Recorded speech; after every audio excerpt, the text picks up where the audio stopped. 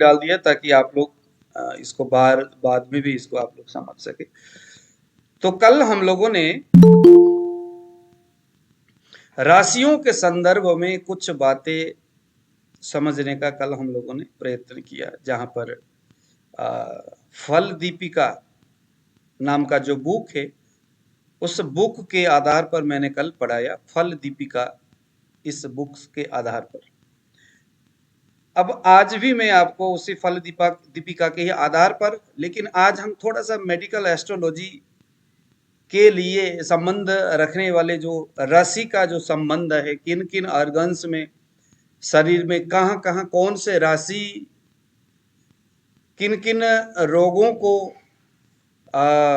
उसका प्रभाव होता है, किन किन रोगों के ऊपर, आज हम इसके ऊपर थोड़ा डिटेल में बात करेंगे। लेकिन चूंकि जब हम नाड़ी सीखने के लिए आए थे तो उस वक्त भी हम लोगों ने देखा था यह जो पंच महाभूत है, आप लोग कृपया अपने अपने ऑडियो को सामने रखेंगे, एक सामने आप लोग आओगे मेरे सामने कैमरा खोल के तो बहुत अच्छा रहेगा। हालांकि हाँ, इस तरह से है ना, जैसे हम लोगों ने जब हम लोग नाड़ी सीख रहे थे, पढ़ रहे थे, तो तब भी हम लोग इन पंच महाभूतों को समझने का हम लोगों ने प्रयत्न किया था कि पृथ्वी तत्व किन दोषों को प्रभावित करती है, जल तत्व किन दोषों को प्रभावित करती है, अग्नि तत्व किस तरह से किन किन दोष और ऑर्गन्स को प्रभावित करती है, इसके संदर्भ में हमने बात किया था। और जब हमने मेडिकल एस्ट्रोलॉजी क्लास शुरू किया तो तब भी हमने बात किया था कि बुध जो ग्रह है वो पृथ्वी महाभूत प्रधान है, सूर्य और मंगल, आप लोग लिख लीजिएगा जो पहले नहीं आए, सूर्य और मंगल जो ग्रह है वो अग्नि महाभूत प्रधान ग्रह है, चंद्रमा और शुक्र यह जो ग्रह है वो जल महाभूत प्रधान ग्रह है, शनि यह वायु महाभूत प्रधान ग्रह है, और बृहस्पति यह आकाश महाभूत प्रधान ग्रह है। ग्रहों की महाभूत के बारे में तो जान लिया, अब हम थोड़ा राशि के बारे में भी जानते हैं। ज्योतिष के ग्रंथ में राशि के संदर्भ में 4 महाभूतों के बारे में बात किया गया है, अग्नि, पृथ्वी, वायु और जल। लेकिन आकाश तत्वों के बारे में यहाँ कोई बात नहीं किया गया है, क्योंकि जब हम पहले दिन जब हम क्लास में आए थे, हम लोगों ने वहां पढ़ा था कि अनंत आकाश में जो अनंत आकाश है, जिसको हमने 360 डिग्री में देखा था कि पूरा आकाश का जो वृत्त है वो 360 डिग्री का है, जिसमें से 13.20 डिग्री का एक नक्षत्र का मान हम लोगों ने जाना था, है ना। तो प्रत्येक नक्षत्र 13.20 के आधार पर 320 यह जो है संपूर्ण आकाश का वो वृत्त मान है, परिधि का मान है। चूंकि वह जो नक्षत्र है, ऋषियों ने उसी अनंत आकाश में तब कोई किसी प्रकार का कैलकुलेशन करने का कोई जरिया नहीं था, तो वो रोज आकाश में देखते किसी एक जगह में। आज जिस पूर्व दिशा के आकाश में किसी एक जगह में जब मैं ध्यान से मैंने देखा, वहां पर कुछ तारों का ऐसा समूह जो बकरे के जैसा आकृति बनाए बैठा हुआ था, तो मैंने कहा यह मेष है। तारों का उसके बगल में, तारों का कुछ समूह उसके बगल में, कितना बगल में, 30 डिग्री आगे, क्योंकि प्रत्येक राशि जो है 30 अंश का एक राशि होता है। तो उससे जिस पॉइंट में उन्होंने तारों का एक मंडल, एक आकृति, जो काल्पनिक आकृति था, और हर रोज वहां पर उसी आकृति में वह तारों का एक समूह जो निरंतर दिखता रहता था, और रोज कभी भी जब देखो उसी वक्त उस आकाश में, उस कोने में, उस पॉइंट में, तो वह जो एक आकृति निरंतर दिखता था। और ऋषियों ने अंदाज लगाने के लिए कि भाई ये मेष यानी बकरे का जैसा आकृति है, इसे हम मेष मानेंगे। ऐसे वृष यानी सांड, मिथुन करते हुए ये आगे सारे मीन तक पहुंच गया। कहीं मछली के जैसा वो तारों का आकृति दिखता था।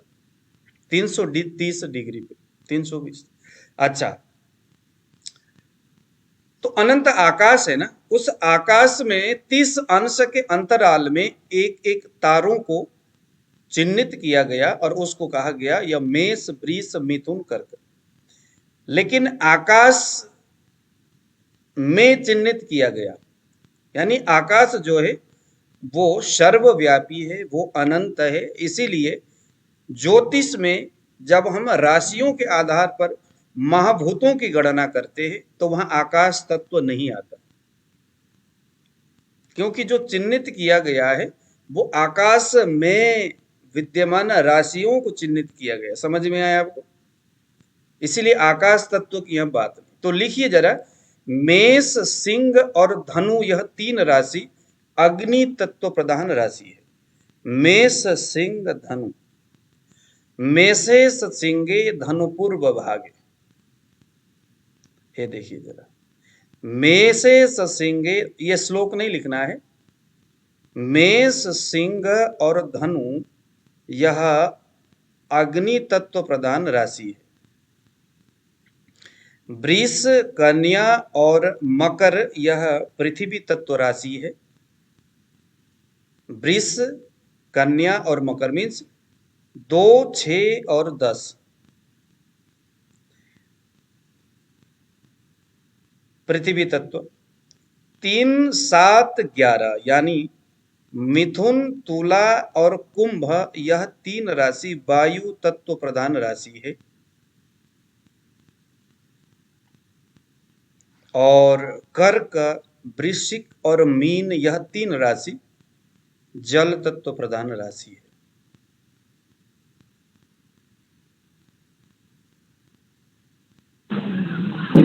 मिथुन क्या क्या बोलेंगे आचार्य जी? एक सेकंड, मिथुन जी कुछ पूछे।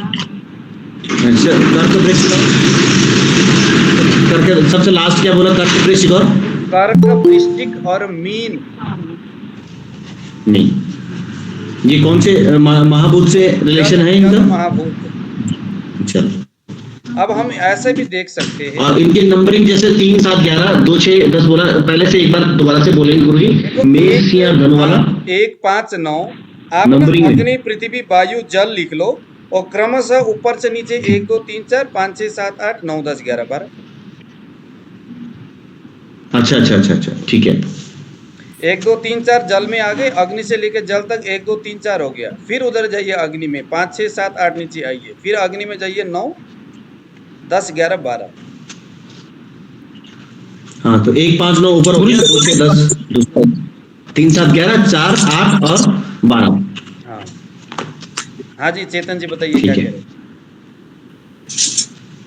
एक मिनट गुरुजी, मैं ये बोल रहा हूँ, जरा और एक बार बोलिए, क्योंकि क्या हुआ है ना, अभी हमारे पेज में ये फुल हो गया है टेबल का जगह, इसके लिए मैं जरा, और कितने टेबल बाकी है अभी? भाई साहब अभी टेबल ही टेबल है, यहाँ पर बहुत सारे टेबल है। ये कंटिन्यू होगा तो कितने खाने बनाऊं? आप बस कॉपी रखिए उसको, अभी बहुत ज्यादा नहीं। अब ज्योतिष पूरा टेबल से भरा हुआ है, बस आपने मैं जरा आपको ये दिखाता हूँ, ये देखिए, ये पूरा भर गया है अभी। हाँ, तो ये आप देख पा रहे हैं क्या? अच्छा, हाँ, ठीक है, हाँ। नहीं ये भर गया। कोई बात नहीं, उस रेशो में जितना बन पाता है उतना आप करिए, फिर दूसरा बना लेना। हाँ ठीक है। वैसे तो वीडियो रिकॉर्डिंग में लगाया हुआ है और बाद में आपको ये समझ में आ ही जाएगा। ठीक है, एक मिनट में लिख अब रहा हूँ। यहाँ पर आप देखिए, अब मैं आपको यहाँ पर कुछ बना के मैं दिखाता हूँ, कुछ ड्राइंग करके दिखाता हूँ ताकि आप लोगों को भी मैं दिखाऊं पहले। अब यह जो राशि का जो महाभूत है वही सभी राशि से संबंधित बातें और विशेषताओं को समझने के लिए बहुत बड़ा ये फॉर्मूला है, बहुत बड़ा ये सूत्र है, इसीलिए इसको हमें यहाँ समझना है। आप लोगों के दिमाग में आसानी से उतर जाएगा, आसानी से आप इसको समझ पाएंगे। अब मैं यहाँ पर 12 खाना बनाता हूँ। ये 12 खाना या जो भाव है इसे हम कुंडली बोलते हैं। तो यह जो है बस यही हमारा कुंडली देखने का आधार है। हालांकि दक्षिण भारत में कुछ और तरीका से ये बनता है, लेकिन हम तो इसी तरह से इसको हम लोग देखते हैं ना।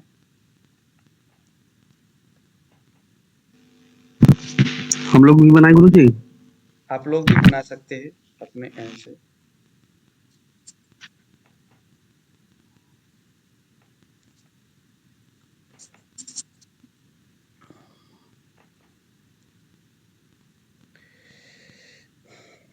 यह जो आप देख रहे हैं फर्स्ट हाउस, इसे हम लग्न भाव बोलते हैं। इसे हम क्या बोलते हैं? लग्न बोलते हैं। जन्म कुंडली में लग्न हाउस, इसे हम फर्स्ट हाउस भी बोलेंगे, इसे हम लग्न भाव भी बोलेंगे। तो जन्म कुंडली में जो भी है यही लग्न भाव है, लग्न भाव है, इसे हम बोलेंगे लग्न भाव। लग्न जो होता है संपूर्ण इन सभी शरीर का, जैसे हमारे लग्न भाव जो है वो हमारे सिर को प्रतिनिधित्व करते हैं। और आप सभी आयुर्वेद या एलोपैथिक या नेचुरोपैथी, हर मतलब एक प्रकार से स्वास्थ्य से जुड़े हुए सभी लोग हो, आप जानते हो कि इंसान के शरीर में मस्तिष्क जो होता है उसका बहुत बड़ा मायने रहता है। ये महामर्मों में से एक मर्म है मस्तिष्क। नेटवर्क का प्रॉब्लम है। विजय जी आप उसको कृपया बंद कर दीजिए, है ना, ऑडियो। सभी लोग अपने अपने ऑडियो को बंद करेंगे तो अच्छा रहेगा। सभी लोग अपने अपने ऑडियो को बंद रखिए। अभी भी बीच में कुछ आवाज आ रही है। कहाँ से आ रही है आवाज? कौन है? मुझे लगता है और मतलब कि हाँ। तो ये फर्स्ट हाउस का मतलब है लग्न भाव। अब यहां से आप गिनिए 1 2 3 4 5। अभी हम यहाँ देख रहे अग्नि तत्व, यानी 1 5 और 9, 1 5 और 9, ये क्या है? हमारा अग्नि तत्व है। हम यहाँ पर अग्नि तत्व की जो महत्व है हमारे शरीर में, हमारे जीवन में, उसको समझने का हम यहाँ प्रयास कर रहे हैं। देखिए अग्नि तत्व कहाँ कहाँ आ रहा है जन्म कुंडली के आधार पर? फर्स्ट हाउस में आ रहा है, 5th हाउस में आ रहा है और 9th हाउस में आ रहा है। जन्म कुंडली में राशियों के आधार पर जो अग्नि तत्व है उसका बहुत बड़ा मायने रहता है। ये भाई साहब आगे, उनका क्या रहता है? बहुत बड़ा मायने रहता है। अग्नि तत्व ही जीवन को संचालित करने में बड़ा सहयोगी होता है। और ये बीच में ना जब कोई आते तो दिक्कत होती है, मुझे फिर दोबारा बनाना पड़ता है।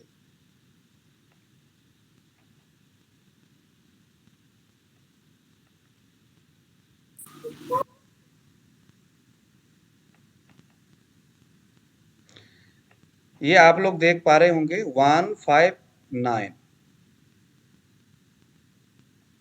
ये अग्नि तत्व है।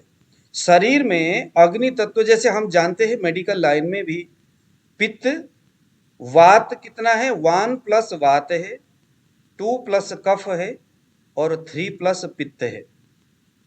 पित्त का मायने हमारे शरीर में बहुत बड़ा है। ऐसा ही जन्म कुंडली में भी पित्त का यानी अग्नि का महत्व बहुत बड़ा है दूसरों से। यहाँ पर हमने पृथ्वी जल तेज वायु को तो ले लिया, यानी पृथ्वी अग्नि वायु और जल को तो लिया, मगर यहाँ हमने आकाश को नहीं लिया है। तो इसका रीजन समझ में आ ही गया होगा कि जो राशि है वो उसी आकाश में है। और उन राशियों के हम यहाँ पर तत्व पंच महाभूत के बारे में हम जान रहे। आकाश तत्व जो है उस एक आकाश तत्व में सभी जितनी भी ग्रह है, जितनी भी राशि है, वह सभी समाहित है। आकाश कहते ही तो हमारे आध्यात्मिक क्षेत्र में अनंत आकाश का मतलब है वह आत्मा तत्व है जो सृजना करती है। जो परमात्मा का स्वरूप है, जो शक्ति का स्वरूप है। तो यह अग्नि, पृथ्वी, वायु और जल अगर कहा जाए तो उसी आत्मा तत्व से ही संचालित होती है, उसी आकाश तत्व से। अहमेव समेवाग्रे नान्यद्यत सदसत् परम पश्चादहम यदेतच्च यो वशिष्येत सोऽस्म्यहम्। मैं तब जब उत्पन्न हुआ तो अनंत आकाश के अलावा कुछ नहीं था। अहमेव समेवाग्रे, मैं ही था का मतलब मैं आकाश स्वरूप था, यानी आकाश भगवान का स्वरूप है, इष्ट का स्वरूप है, आत्मा का स्वरूप है ना। इसीलिए उसी अनंत आकाश में सारे ग्रह और सारे नक्षत्र, इसलिए यहाँ आकाश तत्व की कोई जिक्र नहीं। अब देखो जरा अग्नि का कितना बड़ा महत्व इस जन्म कुंडली भी यहाँ पर प्रदर्शित करती है। फर्स्ट हाउस जो हमारे मनोवेग, मनोभाव को प्रदर्शित करेगी, जो पहला घर है ना, इस यहां जहां ये वान लिखा हुआ है, ये पहला घर, फर्स्ट हाउस, इसे हम लग्न बोलते हैं। संपूर्ण 12 राशि का जो भाव है वो फर्स्ट हाउस है। सभी भाव खराब है, राशि और ग्रह, लेकिन पहला घर बहुत मजबूत है। तो हम ऐसा समझेंगे कि इस आदमी का बाकी के जो भाव, ग्रह और राशि खराब होने के बावजूद भी लग्न घर यानी फर्स्ट हाउस स्ट्रांग होने के वजह से इसको किसी प्रकार का ज्यादा अनिष्ट होने का संभावना नहीं है। पहला घर का मतलब है राजा स्वरूप, समझ लो। हमारा जो मस्तिष्क है वो हमारे जीवन का बहुत बड़ा आधार है। स्वस्थ व्यक्ति के लिए मस्तिष्क, उसका पेट और उसका धर्म, इन तीनों को बचाए रखना बहुत जरूरी होता है। अगर विद्यार्थी है तो पढ़ना उसका है ना, उसका नैसर्गिक धर्म है। अगर वो गृहस्थी है तो गृहस्थ को निभाना उसका नैसर्गिक धर्म है। तो आपका जो धर्म है, अगर आप पत्नी हो तो पत्नी का नैसर्गिक धर्म जो आप निभा पा रहे हैं कि नहीं, बच्चे के प्रति आपका क्या दायित्व है, पति के प्रति और परिवार के प्रति, वह चीज ये 9th हाउस प्रदर्शित करता है। 5th हाउस जो है वो आपकी बुद्धि, आपके विद्या और सबसे बड़ी आपकी जठराग्नि, आपका पेट को रिप्रेजेंट करेगा। फर्स्ट हाउस आपके ब्रेन को, 5th हाउस आपके पेट को, और 9th हाउस वैसे आपके शरीर के हिसाब से जंगा, या वैसे नैसर्गिक हिसाब से इसे हम धर्म के भाव मानेंगे। अब आप खुद अंदाज लगाओ कि यह जो 3 चीज है भाई, अगर, क्योंकि सभी प्रकार का जो व्याधि है वो पेट ही उसका जननी है, पेट से ही व्याधि उत्पन्न होते हैं। पंचम भाव से हम पेट के रोग जानेंगे, अभी थोड़ी देर में हम उसके ऊपर चर्चा करेंगे। इसीलिए पंचम, 5th हाउस जो है, इस मायने से व्याधि होने और न होने संबंधित विचारों के लिए पंचम भाव बहुत बड़ा मायने रहता है। आपने भोजन किया, वो सही तरीके से डाइजेस्ट हुआ या नहीं हुआ, खाना पचता है कि नहीं पचता है, भूख लगती है या नहीं लगती है, वो सभी विचार, वो सभी बातें जो है आपको 5th हाउस से समझ में आएगा। ठीक है, आपका स्वयं का अपने परिवार के प्रति, अपने खुद के प्रति, धर्म के प्रति दायित्व क्या है और उसका आप निर्वहन किस तरह से करते हो, वह बात आपके 9th हाउस और खुद के प्रति, और आपका जो शरीर का जो मस्तिष्क है, जीवन का जो आधार है, जो हृदय स्वरूप है आपका, वो कितना स्ट्रांग है, वो फर्स्ट हाउस से। तो ये 3 भाव को यहाँ अग्नि तत्व प्रधान राशि यहाँ पर रखा गया है। यहाँ मेष राशि को हमने अग्नि तत्व कहा, 5th हाउस को हमने क्या बोला, यह भी अग्नि तत्व है, और 9वें भाव को भी हमने यहाँ पर अग्नि तत्व के करके संबोधन किया है। अग्नि तत्व प्रधान जो व्यक्ति होते हैं, अब हम बात करेंगे राशि के आधार पर। अगर कोई मेष राशि, सिंह राशि या धनु राशि वाले कोई आदमी होंगे और उनका चंद्रमा स्ट्रांग होगा, हम क्या कहेंगे उसको, कि यह आदमी, क्योंकि अग्नि में ऊर्जा रहती है, अग्नि में ऊर्जा रहती है, ऊर्जा का स्रोत है अग्नि, तो इन राशि में बैठा हुआ चंद्रमा और वो अगर स्ट्रांग होगा तो हम क्या कहेंगे कि आहा कितना अच्छा ऊर्जावान है ये व्यक्ति। उसमें अग्नि का, उसमें पित्त का स्वभाव उसमें रहे। तेजस्विता और ऊर्जावान अग्नि तत्व प्रधान राशि में देखा जाता है। अग्नि तत्व प्रधान ग्रह कौन कौन से हैं आशा जी, साने इंडिया जरा बताएंगे। हमने जो बात किए थे अग्नि तत्व प्रधान ग्रह, आप लोगों को मैं भूलने नहीं दूंगा, हमने जो पीछे पढ़ाए थे, क्योंकि फिर तो वही सूर्य और मंगल। हाँ, तो सूर्य और मंगल। अब देखिए जरा यहाँ पर मेष राशि, कल हमने पढ़े मेष राशि का मालिक कौन है, स्वामी मंगल। हाँ, तो सूर्य और मंगल दोनों अग्नि तत्व प्रधान है और यहाँ पर अग्नि तत्व में मंगल आ गया। दूसरे कौन सा राशि ग्रह है, सूर्य। ये 5 नंबर यानी सिंह राशि यहाँ पर है, तो सिंह का मालिक कौन है, सूर्य। ठीक है, तो ये दोनों ही यहाँ पर प्राधान्य रूप से, अगर यहाँ सूर्य बैठ जाता है सिंह राशि में, कहीं भी बैठे, ध्यान से देखना, ये तीनों ही अग्नि प्रधान ग्रह है। यहाँ पर अगर इनमें अगर विशेष करके मेष राशि में मंगल बैठा हो किसी का भी, हम कहेंगे बहुत ऊर्जावान व्यक्ति है, मगर उसमें क्रोध भी है। क्योंकि देखो कल हम पढ़ते हुए आए ना कि मेष राशि क्रूर ग्रह है कि नहीं। देखो हर रोज की जो बातें हैं ना उसको आपस में जोड़ते हुए जाना है। उसमें बड़ा ही विशाल हृदय बनाइए, दिमाग को एकदम बादाम खाइए, क्या क्या खाया जा सकता है। अब आप सभी लोग तो चिकित्सक हो। कल हमने मेष के संदर्भ में बात किया था कि यह एक क्रूर राशि है। वृष को हमने सौम्य बोला था कि नहीं बोला था आशा जी, आप लोगों ने जरूर ध्यान दिए होंगे। अब देखो मेष राशि यह क्रूर भी है, अग्नि तत्व प्रधान भी है और इसका मालिक है मंगल।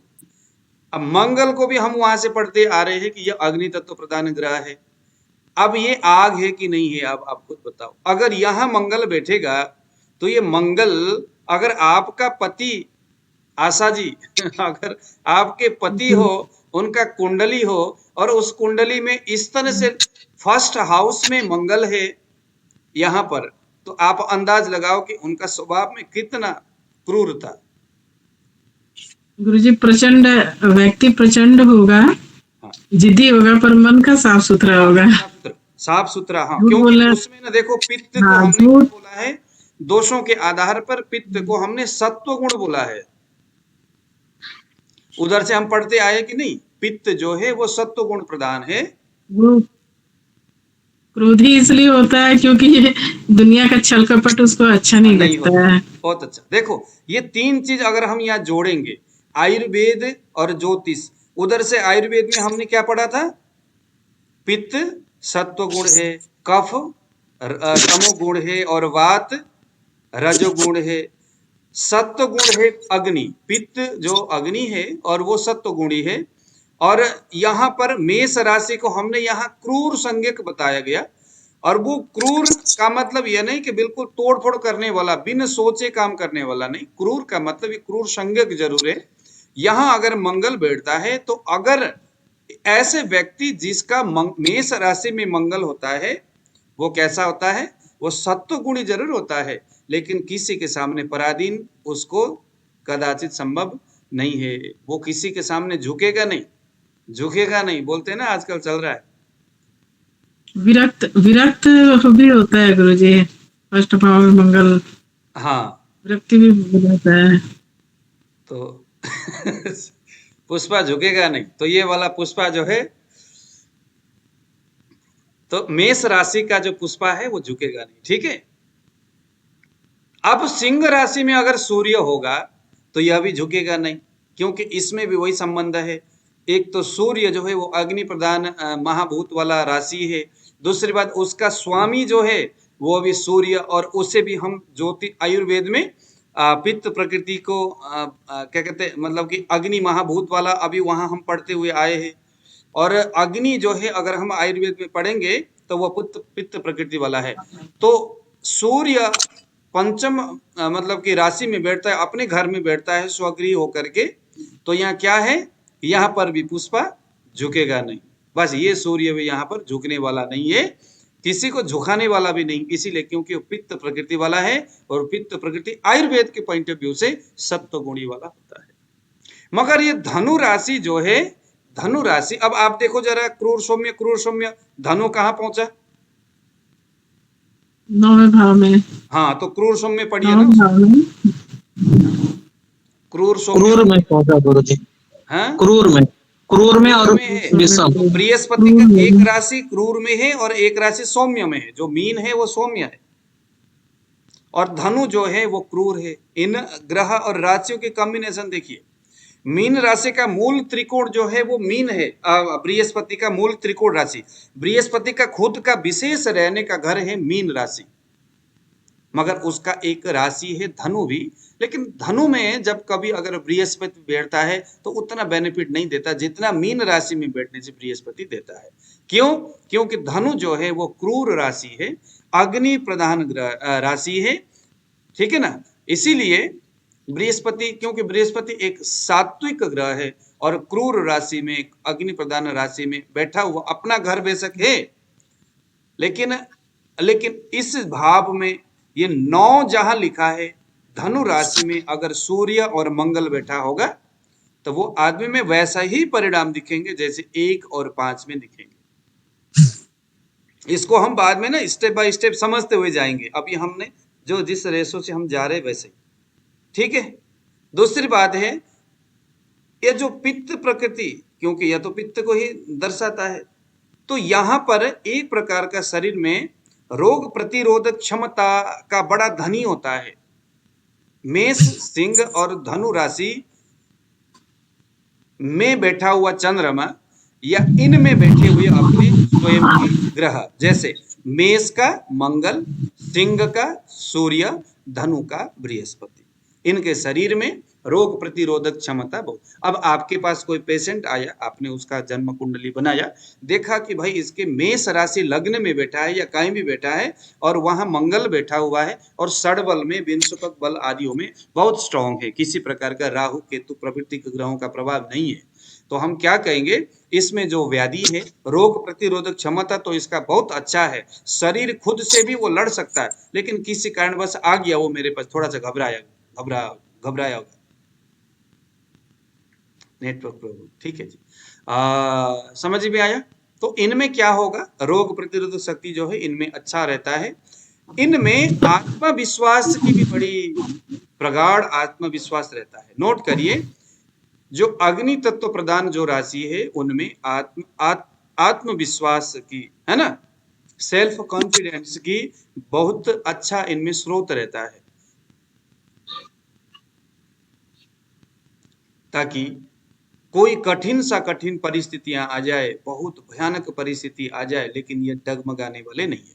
अग्नि तत्व प्रधान राशि में बैठे हुए जो ग्रह है, अगर वो अग्नि तत्व सूर्य है, मंगल है, या कोई स्ट्रॉन्ग ग्रह जो यहाँ पर ट्रांजेक्शन में आया हुआ है, मान लो कोई आदमी हताश है, बहुत दुखी है, बीमार है, कोई आदमी बीमार है और 10-12 दिन के बाद इस राशि में उसका जन्म, उसका जो है ट्रांजेक्शन में कोई ग्रह आ रहा है, कोई अच्छा ग्रह आ रहा है, लग्नेश आ रहा है इन राशि में, तो हम क्या कहेंगे, हाँ, आपका जो व्याधि है वो समूल नष्ट होने वाला है अंदर से, क्योंकि रोग प्रतिरोधक क्षमता को मेंटेन करने वाला जो राशि, उस राशि में आपका अभी जो दशा चल रहा है, वो दशा का मालिक ट्रांजेक्शन में जाने वाला है। उसको हम बाद में सीखेंगे वो कैसे देखते हैं, ठीक है।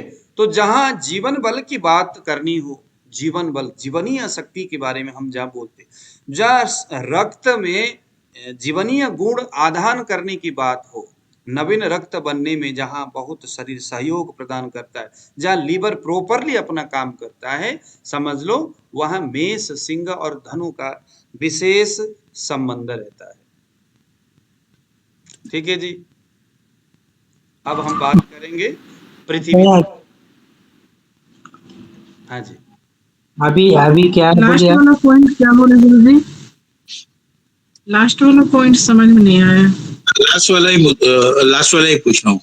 हाँ, लास्ट में मैंने बताया कि भाई यह जो जितने भी जो ये जब जो पंच महाभूत जो है ये, अभी तो हम अभी पृथ्वी तत्व महाभूत के बारे में बात करने वाले हैं। नहीं पृथ्वी नहीं महाभूत लिखिए, पृथ्वी महाभूत। नहीं गुरुजी, अभी आप जीवनीय गुण, अच्छा, जीवनीय गुण। जीवनीय गुण जहाँ आदान, जीवनीय गुण ये है। जीवनीय गुण गुण का ना, आदान, देखो क्या है, लीवर जो है ना, हमारा जो शरीर का लीवर है, लीवर में कौन रहता है? अब आयुर्वेद के साथ जोड़ करके देखो ना, लीवर में कौन रहता है? पित्त रहता है। लीवर रक्त को बनाता है और रक्त जो है पित्त का आश्रित स्थान है। पित्त अग्नि प्रधान दोष है और अग्नि का संबंध मेष, सिंह और धनु राशि से होता है। अब इन राशि में बैठा हुआ कोई ग्रह बहुत स्ट्रांग है और उसी का समय चल रहा है, इसका मतलब हम क्या समझेंगे? इस व्यक्ति के लीवर बहुत स्ट्रांग है, लीवर से निकलने वाला जो पाचक द्रव्य है बढ़िया है। तो जीवनीय, देखो जीवनीय कर्म क्या होता है? जीवनीय, हाँ जी, गुरुजी इसको मैंने जो लिखा है वो लिखा जीवनी गुण का आदान प्रदान जो होता है वहाँ अग्नि तत्व का बहुत अच्छा संयोग माना जाता है। हाँ वह है ना, मतलब देखो अग्नि तत्व जो है वो पित्त का प्रतीक है। पित्त जो है अग्नि, पित्त जो है रक्त में, रक्त जो है पित्त का स्थायी निवास स्थान है। तो पित्त लीवर में और स्प्लीन में, पित्त अपना ये रक्त रहता है। तो पित्त को ढूंढने के लिए हम कहाँ जाएंगे? लीवर में और स्प्लीन में। कल परसों हमने बात किया था ना नाड़ी परीक्षण में, पित्त को ढूंढने कहाँ जाएंगे ज्यादातर?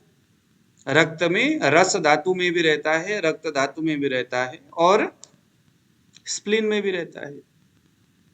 तो मेष, सिंह और धनु, इनका संबंध आप लीवर, स्प्लीन और रस धातु में आप रख सकते हो। जिनका मेष, सिंह और धनु राशि स्ट्रांग होते हैं, समझ लीजिए कि उनका यह जो कुछ स्थिति है वहां पर, इन राशि में अगर कोई नीच ग्रह आ जाता है ट्रांजैक्शन में हो या जन्म, तो वहां पर फिर उसके लीवर में, स्प्लीन में और रस धातु में विकार दिख सकता है। फिर हम कहेंगे हाँ आपके अग्नि कमजोर है।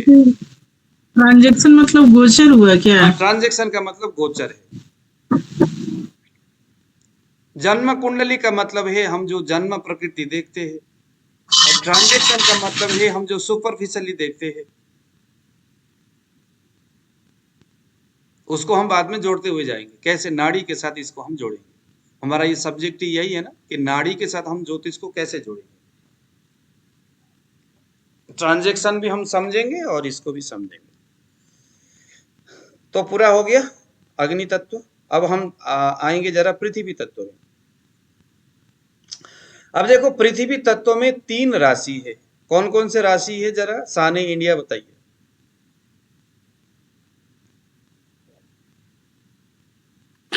गुरुजी वृष, कन्या और मकर। वृष, कन्या और मकर, ये पृथ्वी महाभूत है। पृथ्वी महाभूत जो कफ को उत्पादन करता है या शरीर में ओज बल को निर्माण करता है, पृथ्वी महाभूत। इस अब यहां पर देखिए जरा,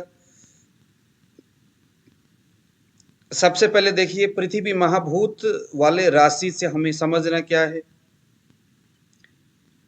पहली बात तो हम जरा अगर पृथ्वी को समझते हैं तो पृथ्वी की जो गति है बड़ा ही धीमी इसकी रफ्तार है। जहां पित्त का रफ्तार बहुत स्ट्रांग था, लेकिन यहाँ पृथ्वी का जो रफ्तार है उतनी स्ट्रांग नहीं है। एकदम कफ के श्लेष्मा वाला, उसकी मंदगामी वाला जो व्यवस्था है पृथ्वी महाभूत में है। ध्यान से सुनना और इसको दिमाग में नोट करना।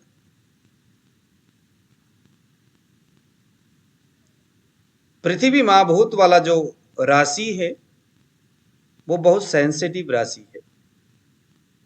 इंसान को अगर मान लो कि पृथ्वी महाभूत वाला यानी वृष, कन्या और मकर राशि वाले व्यक्ति के आंखों से बहुत जल्दी आंसू गिर जाते हैं,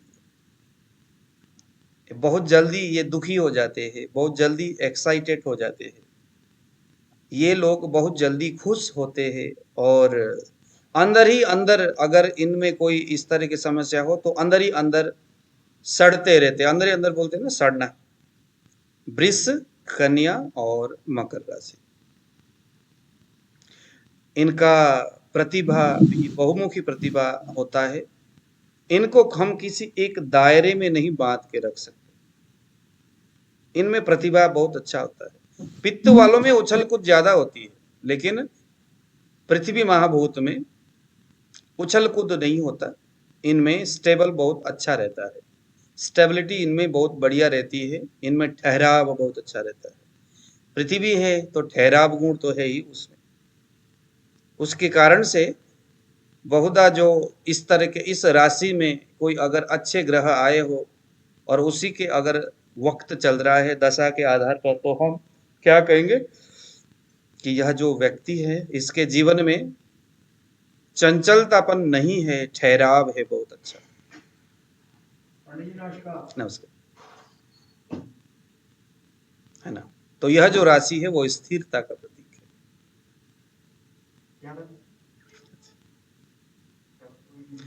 इसमें वृष, कन्या और मकर, यह जो है अगर हम देखेंगे,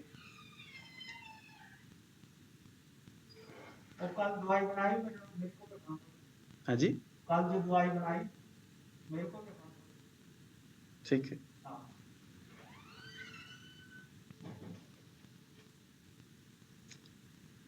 समझ में आया। अब सबसे पहले हम एनालाइज करेंगे जरा इनके राशि के आधार पर। सबसे पहले यहाँ पर पृथ्वी तत्व में पहला राशि कौन सा है? वृष राशि। अब वृष राशि का मालिक है शुक्र, वृष राशि का मालिक है शुक्र। और शुक्र जो है वो स्मार्टनेस के लिए जाना जाता है। हालांकि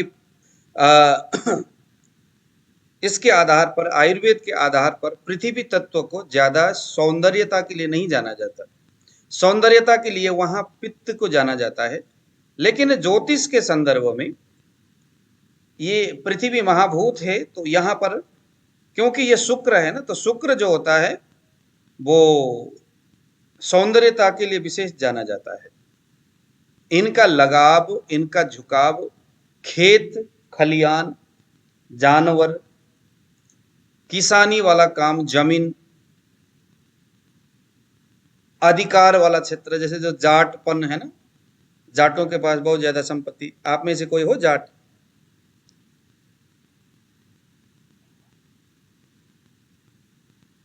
तो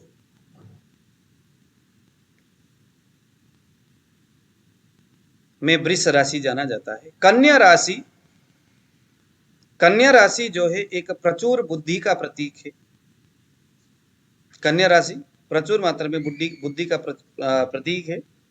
वृष राशि देखिए यहाँ पर फर्स्ट हाउस से देखेंगे तो दूसरे भाव का राशि है। तो ये आपके स्मार्टनेस, आपके इस के आधार पर आपके शरीर, चेहरे की रौनकता, आपके जो है ना, आपके आपका कितना आपका संपत्ति है, स्थिर संपत्ति कितनी है, जमीन जायदाद कितना है, वो वृष राशि ही तय करता है।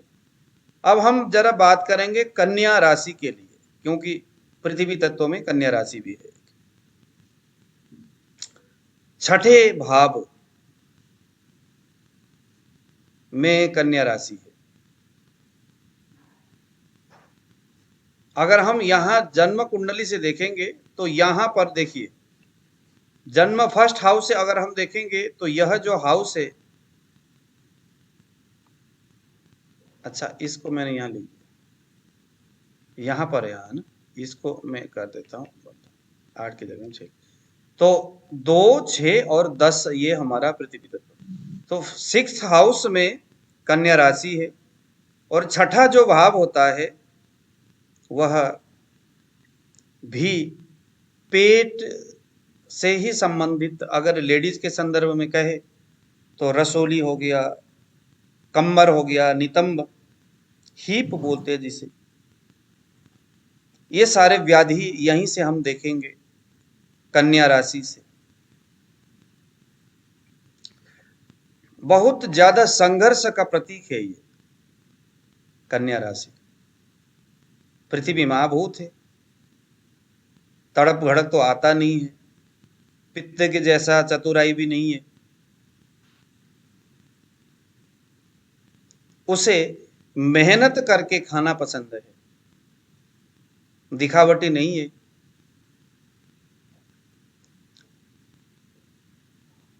अब हम बात करेंगे दसम, यह भी कार्य क्षेत्र है। दसवें भाव से हम अपने कार्य क्षेत्र के बारे में देखते हैं। मकर राशि का स्वामी है शनि। शनि के स्वामित्व होने के कारण एक तरह का लगा लो कि उजाड़, अगर किसी के ट्रांजैक्शन में यहाँ पर ना शनि आ रहा है, यहाँ पर शनि के घर में, यानी कि दसम राशि में, मकर राशि में कोई ग्रह चला गया, मकर राशि भी कोई ग्रह चला गया और आपके पास आया कि सर क्या करूं, इसको देखना जरा, मेरे कुंडली को देखिए क्या किया जाए, मुझे कुछ काम करना है। तो आपने क्या बोलना है, शनि के क्षेत्र में गया है। तो शनि का क्या है, रेतीला जगह, जहां रेत है, जहां बर्फीला जगह है, जहां के जमीन बंजर हो चुके हैं, वीराना जमीन है, उजाड़ जमीन है, इस तरह के जमीन के अधिपति है शनि।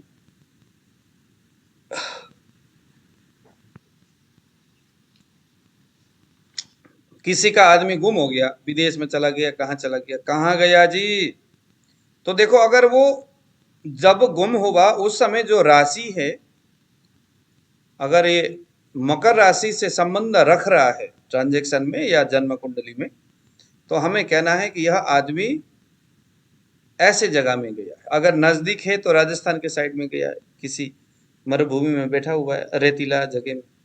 अगर बाहर गया है तो कोई बहुत भयानक बर्फीली जगह में, या कुछ खाड़ी मुल्क में गया होगा। शनि जमीन के नीचे का हिस्सा नहीं होता है। जमीन के नीचे के हिस्सा, मगर वही है कि जहां पर जो बेकार के जो स्थान है, कांटीला जगह है, रेतीला एरिया है, जहां पर अच्छा जमीन है, अच्छा जगह है, वहां शनि का निवास नहीं है।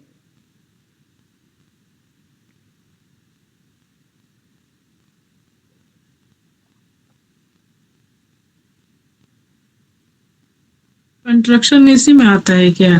कंस्ट्रक्शन वगैरह वहां पर कंस्ट्रक्शन में सीमेंट हो गया, रेत हो गया, बालुआ हो गया, ये क्या है, देखने में बहुत बेकार से लगते हैं, इनमें शनि का वास है। लोहा जो है शनि और मंगल का है। लोहा तो चलो फिर भी बंदा कहता है कि चलो इसको सुरक्षित रखो, लेकिन रेत तो बाहर ही पड़ा रहता है, मिट्टी जो है वो बाहर ही पड़ा रहता है। तो गुरुजी इन राशियों वाले व्यक्तियों को मतलब कंस्ट्रक्शन का काम करना अच्छा रहेगा?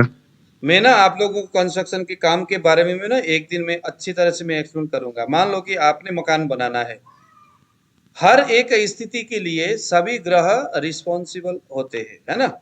मतलब ऐसा नहीं कि आपका अगर शनि मजबूत है तो आप मकान बना ही लो, समझ में आया। अभी मैं आपको थोड़ा सा हिंट देता हूँ, हालांकि इसके ऊपर हम लोग, आप मुझे अगर याद दिलाओगे तो मैं आपको इसका एनालाइज, भैया ज्योतिष जो है ना बहुत बड़ी और विशाल चीज है। अभी मैं आपके सामने यहाँ पर मकान बना के दिखाता हूँ, चलिए आपके कुंडली के आधार पर मैं यहाँ पर मकान बना के दिखाता हूँ। मकान बनाने में इसी तरह से आपने सभी क्षेत्र के लिए एनालाइज करना है। अब आप लोग बताइए, मकान बनाते वक्त सबसे पहले क्या चाहिए, जमीन चाहिए। जमीन। ध्यान देना, आप लोग ना हर चीजों में इसी तरह से आप लोगों ने एक्सप्लेन करना है, जमीन चाहिए। दूसरे नंबर में क्या चाहिए, मटेरियल। पैसा। पैसा चाहिए। पैसा तो पहले चाहिए था यहाँ पर, हाँ ठीक है। शायद हो सकता है पैतृक जमीन में आशा जी बना रही होगी। आशा जी आपके मटेरियल पिताजी के जमीन में बना रही होगी ना, इसीलिए उनको पहले पैसे दिखाने। अब आप तो देखोगे ना चेतन जी, आपको तो फिर पैतृक संपत्ति कहाँ से आएगा। आशा जी के पास तो है ना, इसीलिए उन्होंने पहले जमीन कह दी। अच्छा, तीसरे में क्या चाहिए, मटेरियल। लेबर चाहिए ना, पहले तो लेबर ढूंढेंगे, उसके बाद मटेरियल देखेंगे। ठीक है। देखना, ये बस इसी तरह से आप लोगों ने ना हर सेक्टर में आप लोगों ने देखना है। चौथे नंबर में क्या चाहिए? अब चाहिए मटेरियल, लोहा हो गया, सीमेंट हो गया, है ना। हम्म। गुरुजी ये भी तो देखना होगा ना, नक्शा पास हो रहा है कि नहीं हो रहा है। कोई उसमें कानूनी अड़चन या कोई सामाजिक अड़चन तो मान नहीं लगा है। लीजिए कि आप किसी टीला के ऊपर बना रहे, ना तो नक्शा चाहिए ना तो कोई चाहिए। ये तो है। आपका अब अपना खुद का ये है। 5 नंबर में क्या चाहिए? वास्तु। कैमरा को- हाँ, वास्तु भी हमने पहले देख लिया, वो उसकी बहुत ज्यादा जरूरत नहीं होती। नक्शा भी बन जाता है, लेकिन जो मेजर जो चीजें हैं मैं आपको ग्रह के हिसाब से, ठीक है। अब सबसे पहले हमें चलो, चेतन जी ने कहा पैसे को हमें सबसे पहले प्राधान्यता रूप से दिया लिया जाए। अब देखो पैसा जो है ना, बृहस्पति पैसे का कारक ग्रह है। यहीं पर लिख देता हूं, बृहस्पति जो है वो संपत्ति का कारक ग्रह है, बृहस्पति। अब देखना जरा ध्यान से, जमीन जो है वो मंगल जमीन का कारक ग्रह है, मंगल, विशेष रूप से मंगल जो है जमीन का कारक ग्रह है। लेबर जो है वो राहु लेबर का कारक ग्रह है।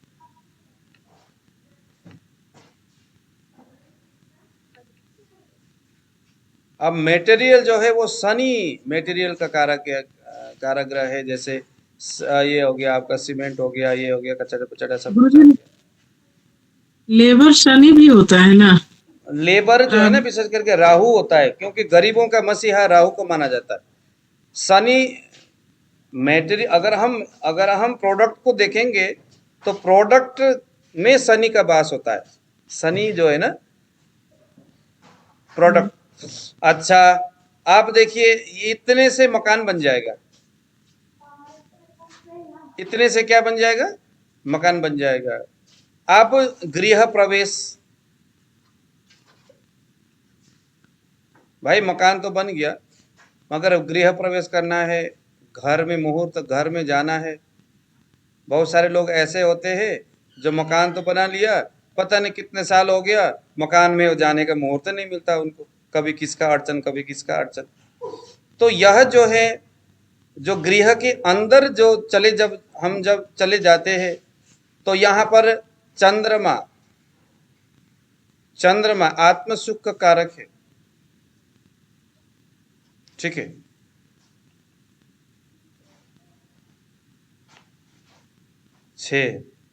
उसके बाद घर में प्रवेश करके अब इंटरनल जो डिजाइन है, इंटीरियर डिजाइन हो गया।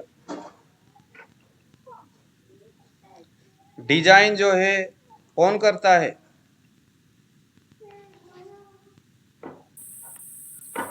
बुध जो है वो डिजाइन को करता है, आर्किटेक्ट।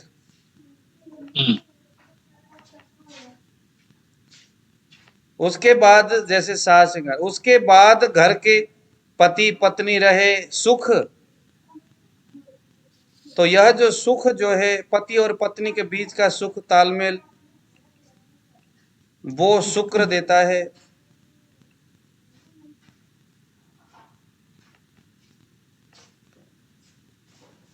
और 8वें नंबर में पति पत्नी का तालमेल हो गया। 8वें नंबर में समृद्धि उस घर की वह बृहस्पति देता है। बस स्टेप बाय स्टेप देख लो। अब अगर आपका मंगल यहाँ बहुत कमजोर है, सड़बल में कमजोर है, कुछ भी है, मकान बनाने के लिए जाओगे आपको कहीं अच्छा जमीन मिलेगा ही नहीं। अरे नहीं यार वो भी बेकार है, नहीं नहीं नहीं मजा नहीं आया, नहीं इसमें भाई साहब पैसे नहीं मिल रहे। अरे भाई साहब आप ना पैसे बहुत ज्यादा बोल रहे हो, पैसे भी हो गए, बात भी बन गई, जमीन भी मिल गया, पैसे के लफड़ा हो रहा है, बैंक वाले कुछ बोल रहे हैं, क्या हो गया क्या हो गया। अरे यार मेरे तो ना घरवाली बीमार पड़ गई।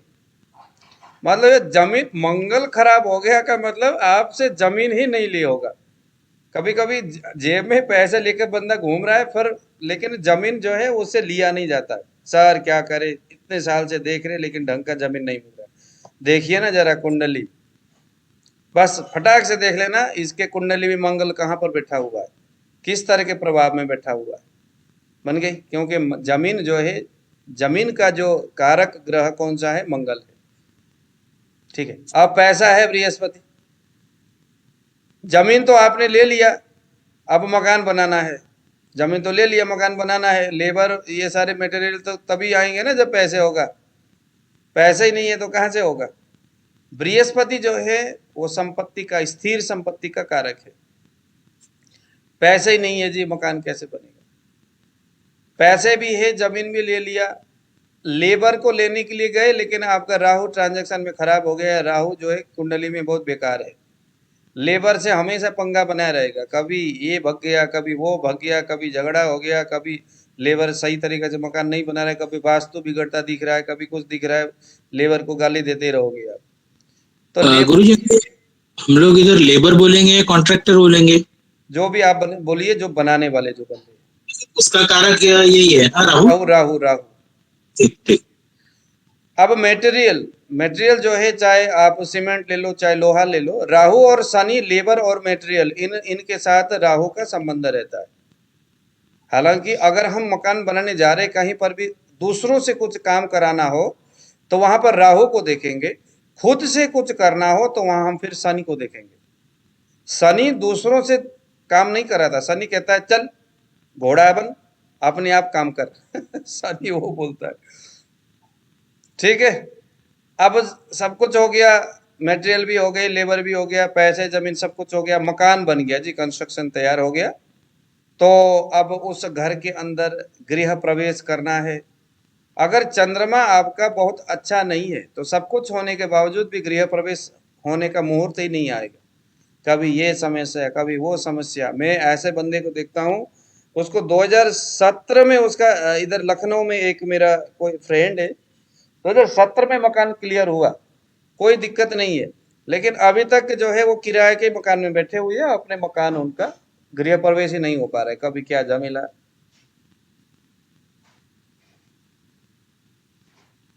कभी क्या झमेला, कभी क्या झमेला। तो गृह प्रवेश जो है तभी होगा जब आपका चंद्रमा, क्योंकि चंद्रमा जो है ना इन चीज के लिए अच्छा माना जाता है। चंद्रमा आगे करके निकलना चाहिए, ऐसा बोलते हैं ना। ठीक है, अब इंटीरियर डिजाइन, अंदर जो है मकान तो आप प्रवेश भी हो गए, लेकिन आपका घर तभी स्मार्ट लगेगा, सुंदर दिखने में लगेगा जब बुध आपका स्ट्रांग होगा। बुध अगर कमजोर होगा तो घर का जो डिजाइन है, घर के अंदर का जो सजावट है वो सही तरीका से नहीं बनेगा।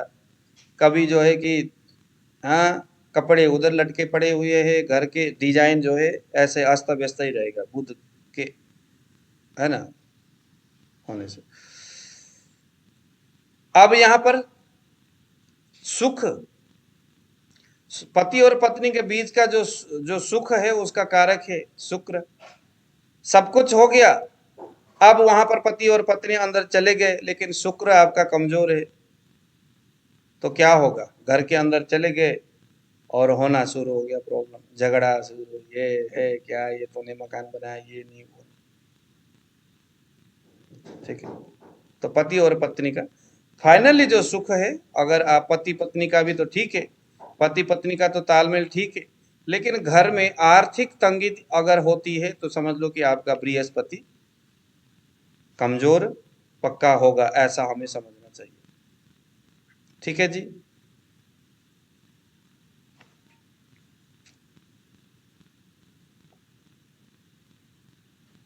चलिए, अब ये हो गया। अभी हमने पृथ्वी तत्व के बारे में बात किया, अब आप जरा लिखिए वायु तत्व। मैं थोड़ा ज्यादा ही मतलब एक्सप्लेन करने लग जाता हूँ, इसलिए टाइम ज्यादा लगता है। आप लोग भी बोर होते होंगे, है ना? नहीं नहीं बिल्कुल नहीं, उल्टा उल्टा डीप में समझ रहे। हाँ, हम लोग आपको फिर आप कभी नहीं भूलोगे इस तरह से। हमें थोड़ा मेहनत लगता है, लेकिन आपके लिए अच्छा है। चलिए, अब हम बात करेंगे जरा वायु तत्व। वायु तत्व में हमारा होगा कौन कौन सा है? मिथुन, तुला और कुंभ राशि। मिथुन, तुला और कुंभ राशि। वायु जो है वो गति का प्रतीक है। वायु क्या है? गति का प्रतीक है। अगर आपके लग्न भाव में ये ग्रह, ये राशि होंगे, आप देखिए कोई भी तुला राशि अगर लग्न में होगा तो बहुत गति वाला होगा, वो आदमी खाली बैठेगा नहीं, कुछ न कुछ नया करने का वो प्रयास करता रहता है। वायु जो है इन सभी में सबसे अच्छा गुण है इसका, ठीक है। वायु कुछ न कुछ परिवर्तन होता है, इनके स्वभाव में भी परिवर्तन होता है।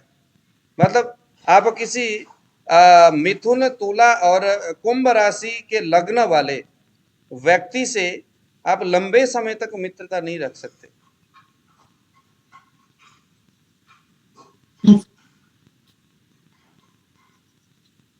ठीक है, नहीं रख सकते। वायु का स्वभाव अगर हम देखेंगे इन मिथुन, तुला और मकर राशि जिसके लग्न में है, ऐसे व्यक्ति का जो सोच है, जो अवधारणा है, वो बिल्कुल पक्का है। आप जितना मर्जी बोलो उनको कि भैया ऐसा है वैसा है ना, वो मानने वाले नहीं है। कुछ जो निडर और कुछ जो हठी जो लोग होते हैं, वो सभी वायु तत्व प्रधान लग्न वाले या राशि वाले होते हैं। ज्यादातर लग्न की बातें होती है। ये बहुत ज्यादा कल्पना में खोए रहने वाले, कल्पना शक्ति बहुत ज्यादा होती है। ऐसे लोगों से आप क्या कहते हैं, फिलोसफी जो है ना, क्या बोलते हैं इसको, दर्शन शास्त्र, बातों के बड़े धनी होते हैं। इनसे बातें कभी खत्म नहीं होती। तर्क करने में ये बड़े आगे होते हैं दूसरों से। पृथ्वी वाले तो तर्क ही नहीं करते, लेकिन वायु वाले कभी हटते नहीं है। मेरा भी ऐसा ही है ठीक है जी, मेरा भी तुला लग्न है। अब आप लोग देख लो किस किस का तुला लग्न है, किस किस का मिथुन लग्न और कुंभ लग्न है, यहां से पता चल जाएगा। ऐसे लोगों के मस्तिष्क में कई सारे विचार आते रहते हैं, कई सारे विचार आते रहते हैं। मनोज जी का कौन सा लग्न है? मनोज जी,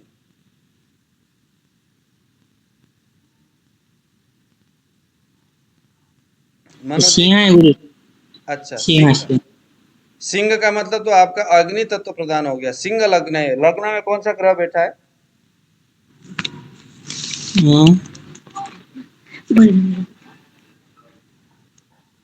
सूर्य ग्रह है। लग्न में कौन सा ग्रह बैठा है?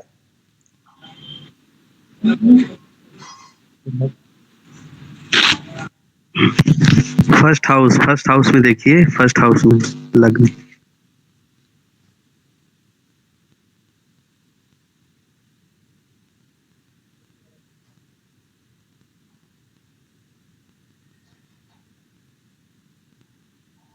मनोज जी, आशा कुमारी जी, आशा जी आप बताइए जरा, आपका लग्न कौन सा है? जी गुरुजी,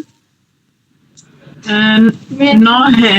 9 धनु लग्न है। धनु। लग्न, धनु लग्न का मतलब अग्नि तत्व हो गया।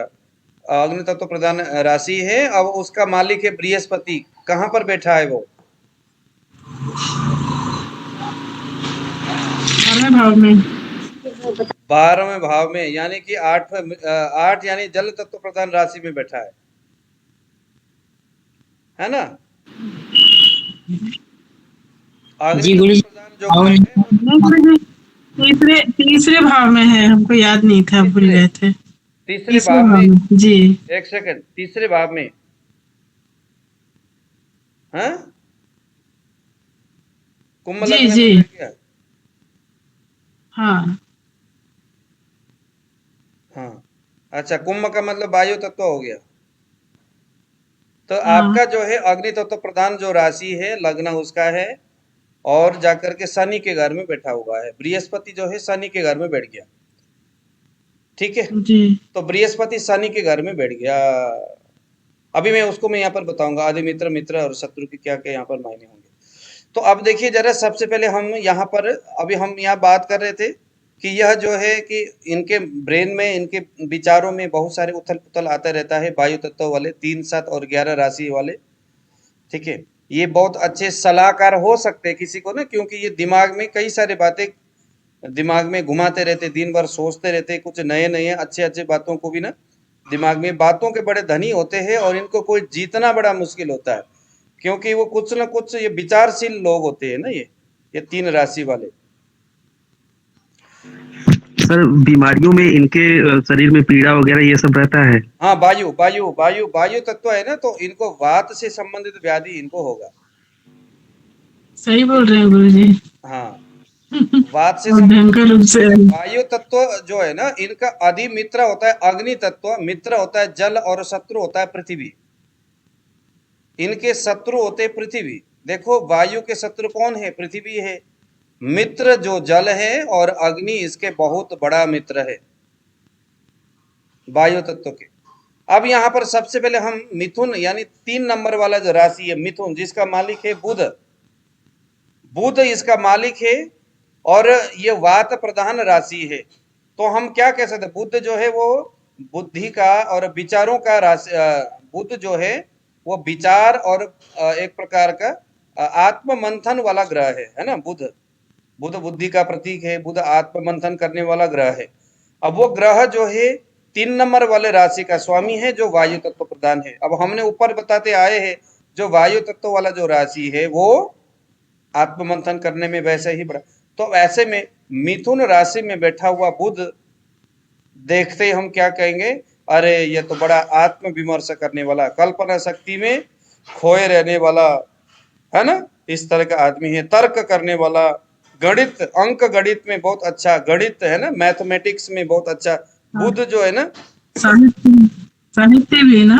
साहित्य साहित्य। साहित्य तो बुध बृहस्पति हो गया, बट अकेला बुध अगर होगा और वो मिथुन राशि में बैठा होगा तो तर्कशील और मैथमेटिकल, वो एकदम जो है कि इस तरह का ना आर्किटेक्ट भी हो सकता है, इस तरह के है ना, तर्क करने वाला, तर्क शक्ति वाला, लेखन कला में बहुत अच्छा होता है। ऐसे आदमी वेबसाइट में पोस्ट ब्लॉग लिख करके बहुत आगे बढ़ सकता है। मिथुन राशि। तुला राशि को अगर हम देखेंगे तो उसका मालिक है शुक्र। शुक्र जो होता है वो तर्कशील लेकिन कला और मर्मज्ञ को जानने वाला, मर्म को जानने वाला। किसी भी आदमी के, चाहे वो लेडीज हो चाहे वो जेंट्स हो, उसके मर्म को बूझने वाला, उसके भाव मनोभाव को बूझने वाला तुला, और उसका मालिक शुक्र। किसी भी व्यक्ति को अपने बातों से पटाने वाला, चाहे वो लड़की हो मतलब नेगेटिव लिंग वाला हो, चाहे अपने मतलब के लिए हो, है ना जी। बहुत सारे लोग होते हैं ना, हमारे यहाँ पर एक वो अंकल जी थे ना, क्या नाम है उनका, दिलीप कुमार जी, जिसको मैंने वो किया था, वो बातों का बड़ा धनी था वो आदमी, उसको कोई इसीलिए, ठीक है ना, लेकिन वो थोड़ा बेमतलब वाला बन गया था। लेकिन फिर भी इस तरह के जो व्यक्ति उसी तरह से बातों के ना बड़े धनी होते, बातों से उसको नहीं जीत सकते, और बहुत बड़ा बनावटी बात इनमें रहता है। किन में? न्याय प्रिय भी होते हैं गुरु जी ये लोग। नहीं, तुला राशि में तो शुक्र है ना, तो न्याय प्रिय तो नहीं होता शुक्र। शुक्र में क्या होता है, दिखावटी ज्यादा होती है, न्याय नहीं होता। एक चीज नोट कर लो, शुक्र और तुला, इसमें न्याय नाम का कोई चीज नहीं होता। शुक्र जो होता है वो अपने स्मार्टनेस से दूसरों को प्रभावित करने का प्रयास करता है। न्याय तो सिर्फ शनि में होता है, शनि के राशि, और इसमें न्याय होता है।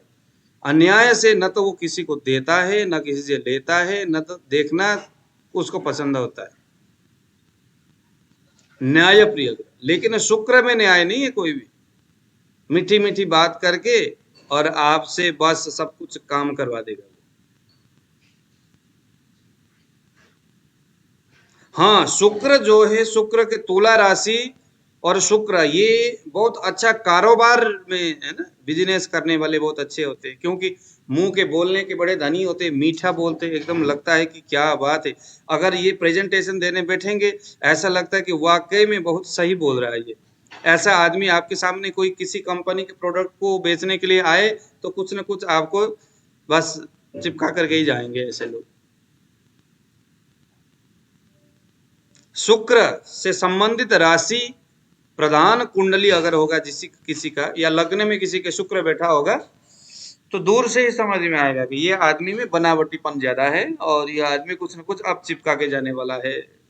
आपके हॉस्पिटल में आ गया, क्लिनिक में आ गया वो बंदा, और आपने देखा इसका लग्न में शुक्र बैठा है, तुला राशि जो कि वायु तत्व प्रधान है, तो हम क्या कहेंगे, हाँ, क्योंकि यह आदमी का शुक्र प्रधान राशि है, ग्रह वैसा है, तो ये आदमी से पैसे निकालना थोड़ा मुश्किल है, क्योंकि बड़े चतुर होते हैं ऐसे आदमी। बस कुंडली देखते ही समझ में आ गया।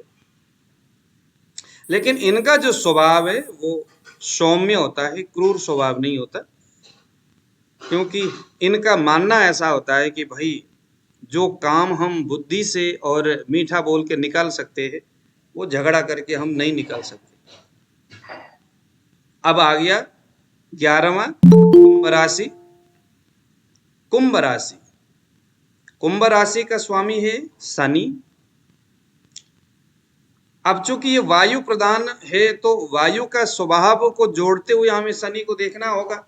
तो शनि चूंकि न्यायप्रिय ग्रह है, हम ऊपर से बताते आ रहे, तो इन दोनों के कॉम्बिनेशन अगर होगा तो क्या होगा, ये एकांत। क्योंकि शनि को हम ये बताते हुए आए हैं कि भाई जो शनि है वो निर्जन वन हो, या कोई ऐसे टूटा फूटा मकान हो, या कोई है ना, कोई कांटेदार कोई जगह हो, रेतीला एरिया हो। और यहाँ पर हम अब यहाँ वही बात पास वायु है और शनि का राशि और वही, तो यहाँ हम क्या कह सकते हैं, कोई एकांत जगह की हम यहाँ बात कर सकते हैं। इस तरह का व्यक्ति जिसको कुंभ राशि है और लग्न में, और या कहीं भी कुंभ राशि का है ना जन्म कुंडली में इस तरह के प्राधान्य तक बन करके कुछ आया है, या कोई ग्रह है जो इस वक्त कुंभ राशि में बैठा है, तो हम यह मान सकते हैं कि इस व्यक्ति का स्वभाव है वो एकांत में ही रहना पसंद है। ज्यादा शोर शराबा इसको पसंद नहीं, ज्यादा दिखावटी इसको पसंद नहीं। जो है सपाट सा बोल देना, अगले को चाहे गुस्सा आए या ना आए कोई परवाह नहीं, लेकिन मुझे जो बोलना है वो मैंने बोलना है। ऐसे लोग एकांत में रहना पसंद करते हैं, चिंतन के शौकीन होते हैं, अच्छी अच्छी बातें सोचते रहते हैं, और ज्यादा सोचे तो फिर अनकंट्रोल हो जाता है वो सोच भी। फिर ऐसे में ऐसे ही लोगों को ओसीडी, डिप्रेशन, टेंशन, ये सारी चीजें होता है, क्योंकि शनि जिसको लीड करता है वो बहुत ज्यादा शातिर नहीं होता।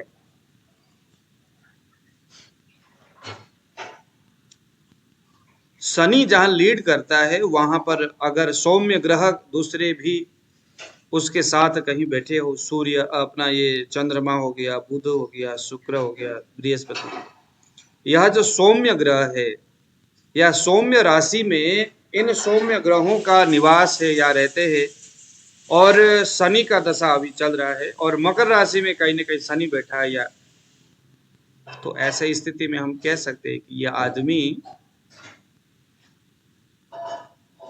में न तो बनावटी बातें, आज के समय में बनावटी बातों की बड़ी जरूरत पड़ती है, दिखावे की बड़ी जरूरत रहती है।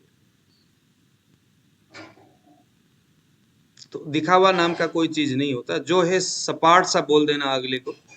और आजकल के लोग जो है वो प्रशंसा सुनने के है ना आदि होते हैं, कि कोई आदमी मेरी जो हकीकत है वो बयान ना करे, बा मेरे पास जो नहीं है लेकिन अच्छी अच्छी बातें बताए। क्या बात है यार, आप तो ना ऐसे बड़े दिखने में स्मार्ट हो, वो आपको कुछ ना कुछ अच्छा ही आपके लिए सोचेगा, बोलेगा हाँ यार वाकई में आप तो बहुत अच्छे हो। अजीत सिंह ने चापलूस पसंद है गुरुजी, हाँ चापलूस पसंद है। हाँ चापलूस पसंद।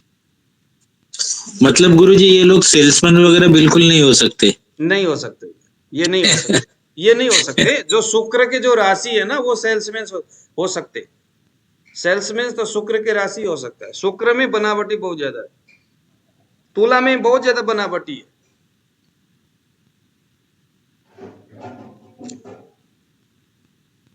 तो इस तरह से वायु तत्व हमने अभी पढ़ा।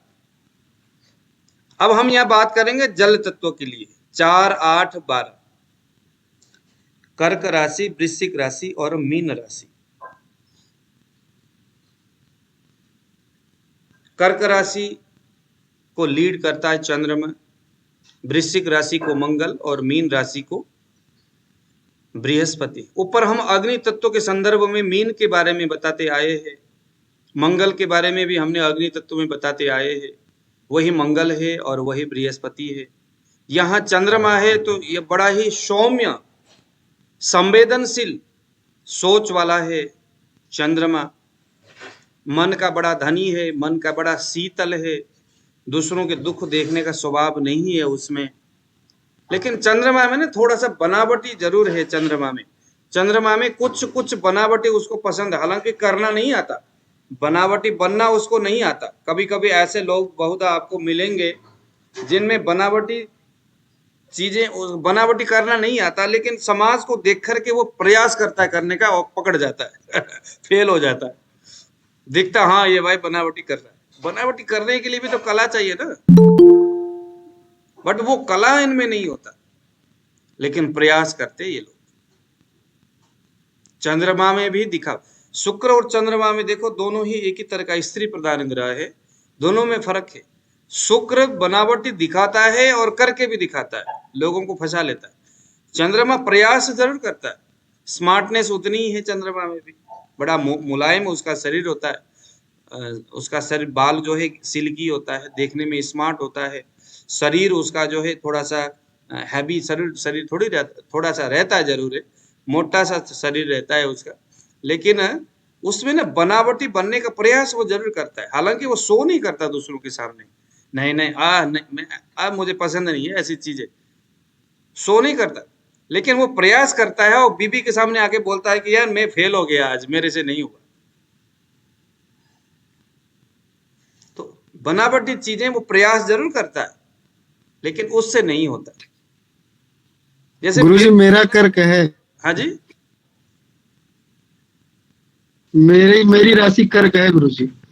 तो कर्क में ज्यादा बनावटी, जैसे मेरे में मैं खूब प्रयास करता हूँ कि कुछ बनावटी करूं, क्योंकि अब जमाना अगर दिखावा ही सुनना पसंद करती है तो हम क्यों फिर अपना राग आलापे। लेकिन फाइनली नहीं हो पाता, फिर मेरे से बनावटी नहीं होती। गुरुजी एक सवाल पूछता हूँ। हाँ जी, मेरी राशि मेष है, मेष। हाँ लेकिन कई बार मैंने ऐसा देखा, ये कैसा मुझे समझ में नहीं आता है, मीन राशि का एंड है या मेष राशि का प्रारंभ है, मुझे दोनों राशि का जो फल है वो सूट होता है, ऐसा कैसे?